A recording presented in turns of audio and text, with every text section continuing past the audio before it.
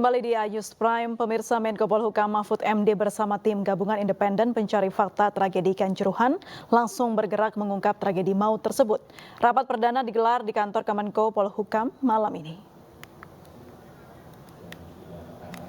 Menko Polhukam menjelaskan TGIPF akan melakukan pemeriksaan dan memberi rekomendasi menyeluruh terkait tragedi Kanjuruhan. Mahfud menyebut Polri akan menindak orang-orang yang melakukan pelanggaran pidana terkait tragedi Kanjuruhan. Polri juga akan mengevaluasi semua jabatan kepolisian di Jawa Timur. Hasil kerja TGIPF akan diteruskan ke Polri jika mereka ada dugaan tindak pidana. Mahfud juga menyebut hasil kerja tim bisa saja diteruskan ke KPK.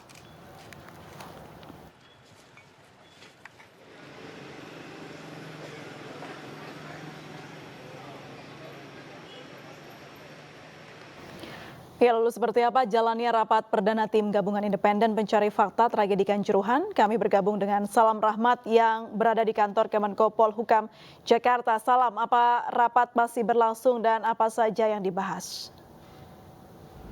Ya baik, selamat malam April dan juga pemirsa. Hingga saat ini rapat antara Menko Polhukam Mahfud MD bersama dengan tim gabungan independen pencari fakta ini sudah masih berlangsung hingga saat ini, yang dimulai sejak pukul 7 malam tadi di kantor Kemenpolhukam terkait dengan tragedi Kanjuruhan yang menewaskan sebanyak 125 orang. Di mana dalam rapat perdana yang digelar pada hari ini yang dipimpin langsung oleh Mahfud MD ini ada beberapa poin penting yang disampaikan terkait dengan agenda rapat perdana yang dimulai pada hari ini. Terkait dengan yang pertama ini memahami tugas sesuai dengan keputusan Presiden terlebih dahulu, lalu melakukan pemetaan dan juga identifikasi masalah, lalu juga akan melakukan pemanggilan terkait dengan pihak-pihak yang terlibat dalam kasus terjadinya tragedi Kanjuruhan tersebut, dan juga akan melakukan kunjungan ke lokasi TKP yang berada di Malang, Jawa Timur. Dan terkait dengan lokasi kejadian ini setidaknya ada beberapa hal penting yang perlu didalami lebih lanjut terkait dengan kejadian sebenarnya yang ada di lapangan, di mana salah satu yang paling disorot ini adalah terkait dengan mengenai keputusan pertandingan ini diselenggarakan pada malam hari. Padahal ini sebelumnya sudah ada usulan untuk menyelenggarakan pertandingan tersebut dilakukan pada siang atau sore hari. Dan tim TGIPF ini juga akan melakukan pemeriksaan dan juga memberikan rekomendasi menyeluruh terkait dengan agenda persepak bolaan Indonesia, terkait dengan ataupun juga dari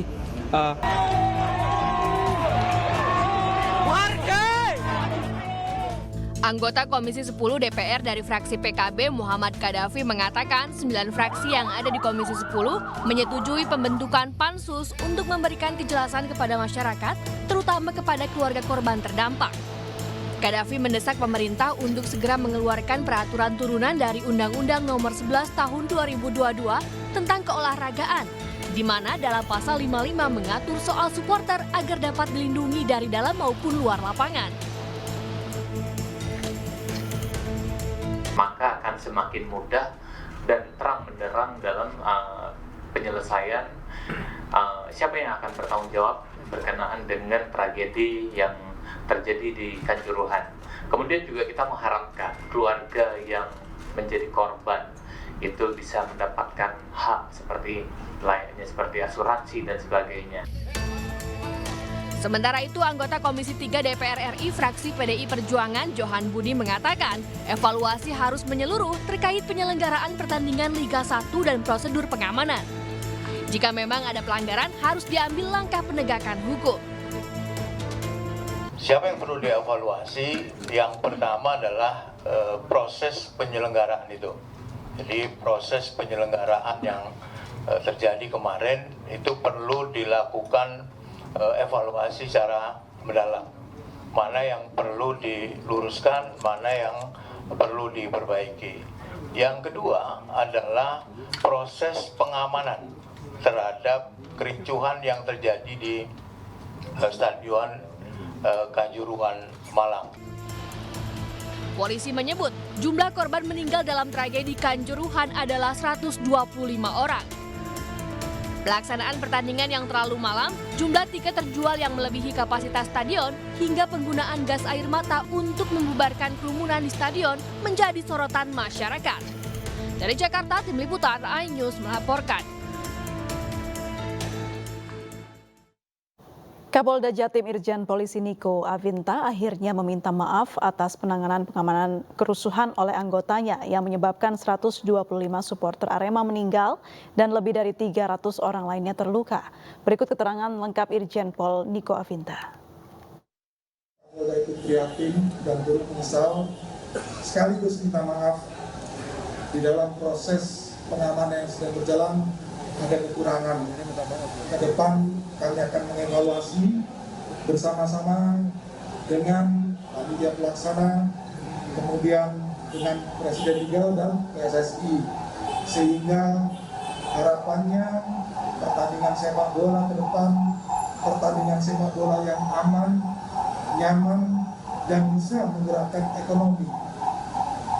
Dan yang paling terakhir, kami mohon doa semoga semua permasalahan ini bisa kita selesaikan bersama-sama. Ini kota kita, ini tempat kita bersama, satu rumah. Ada permasalahan, saya yakin bisa diselesaikan oleh orang yang tinggal di rumah tersebut. Kita semua bersaudara, langkah-langkah ini pasti membawa hal yang positif. Terima kasih untuk seluruh dokter yang sudah bekerja. Terima kasih Pak Wagub, mewakili Pemprov, koordinasi yang sangat baik. Terima kasih untuk seluruh Aremania yang sudah bekerja sama.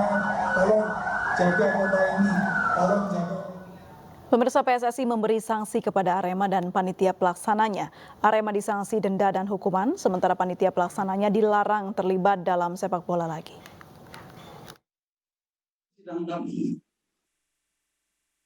kepada klub Arema FC dan panitia pelaksananya, keputusannya adalah dilarang menyelenggarakan pertandingan dengan penonton sebagai host, sebagai tuan rumah, dan harus dilaksanakan di tempat yang jauh dari home base Malang. Kedua, klub Arema FC dikenakan sanksi denda 250 juta.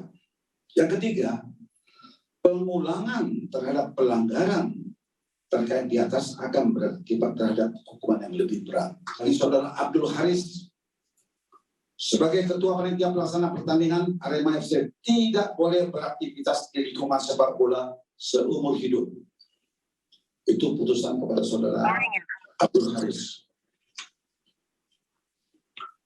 Kemudian ada security officer atau steward, orang yang mengatur semua, keluar masuk penonton, pintu semuanya.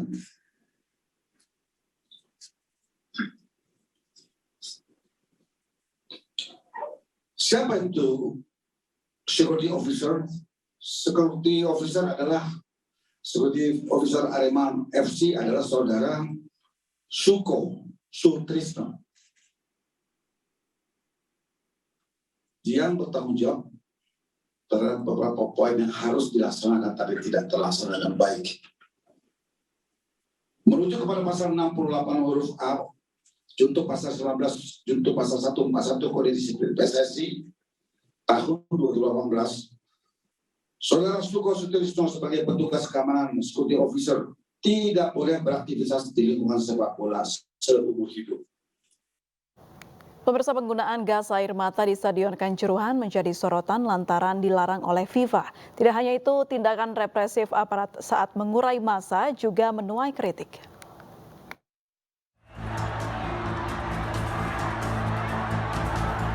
...133 orang dinyatakan meninggal dunia pasca kerusuhan di Stadion Kanjuruhan 1 Oktober lalu. Penyebab banyaknya korban jiwa diduga adalah tembakan gas air mata yang menyebabkan supporter panik dan berebut keluar dari stadion. Kondisi ini diperparah oleh dugaan overkapasitas di Stadion Kanjuruhan. Menko Polhukam Mahfud MD meminta PSSI menindak tegas panitia pelaksana yang dinilai lalai sehingga menyebabkan banyaknya korban jiwa dalam tragedi di Kanjuruhan.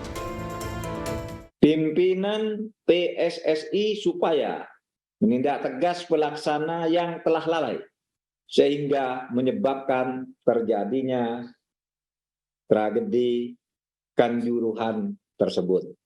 Nah, ini yang harus dilakukan dalam waktu pendek.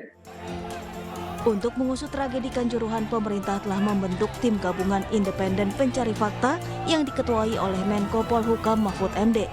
Hasil investigasi dan rekomendasi tim ini akan disampaikan langsung kepada Presiden Joko Widodo. Tim Liputan iNews melaporkan. Pemirsa, barang bukti kasus Verdi Sambo terkait pembunuhan Brigadir Joshua diserahkan ke Kejaksaan Negeri Jakarta Selatan hari ini. Kami kembali usai jeda berikut ini.